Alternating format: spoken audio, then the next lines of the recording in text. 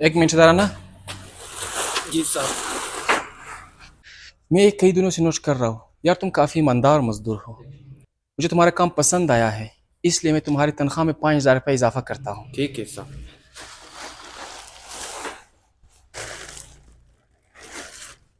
कितना एटीट्यूड है बंदे में। साहब ने तनख्वाह बढ़ा दी, शुक्रिया तक अदा नहीं किया। एक हम है सालों से काम कर रहे हैं, लेकिन मजाल है हमारी तनख्वाह में 1 रुपये भी इजाफा हो। साहब सब हम आपके साथ सालों से काम कर रहे हैं, लेकिन हमारे तनख्वाह में 1 रुपये भी इजाफा नहीं हुआ, और उसे आए हुए 1 महीना भी नहीं हुआ, आपने उसकी तनख्वाह बढ़ा दी। और मैं भी सालों से तुम दोनों को देख रहा हूँ, वो एक ईमानदार और मेहनती मजदूर है। वैसे साहब बड़ा एटीट्यूड वाला मजदूर है। वो कैसे? आपने उसकी तनख्वाह बढ़ा दी, लेकिन शुक्रिया तक अदा नहीं किया। ठीक है सही है, जाओ तुम दोनों अपना काम करो, जाओ जाओ।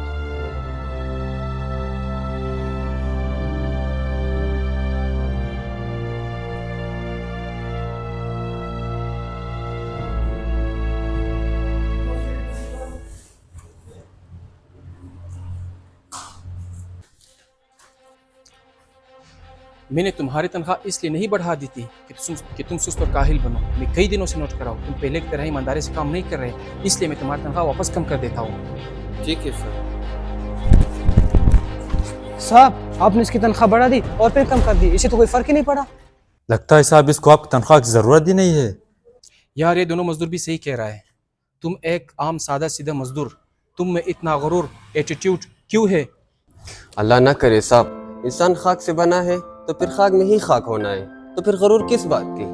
हाँ, जिस दिन आपने मेरी तनख्वाह बढ़ाई थी उस दिन अल्लाह की रहमत से मेरे यहाँ एक प्यारी सी बेटी पैदा हुई थी, तो मैंने अल्लाह का लाख लाख शुक्र अदा किया कि मेरी बेटी ने अपने साथ अपनी रिश्ता साथ लेकर आई। लेकिन जब आप मेरी तनख्वाह कम कर रहे हो तो मुझे कोई फर्क नहीं पड़ेगा, और अगर आप मुझे कम से भी निकाले तब भी मुझे कोई फर्क नहीं पड़ेगा, क्योंकि अल्लाह खैरुर राज़िकीन, वो सबसे बेहतर रिस्क देने वाला है, और वो मेरे लिए इससे बेहतर इंतजाम कर सकता है। वाकई तुमने सही कहा। ठीक है, अब जाओ तुम अपना काम करो, मैं तुम्हारी कोई तनख्वाह नहीं घटा रहा। और तुम दोनों शैतानों, जाओ अपना काम करो।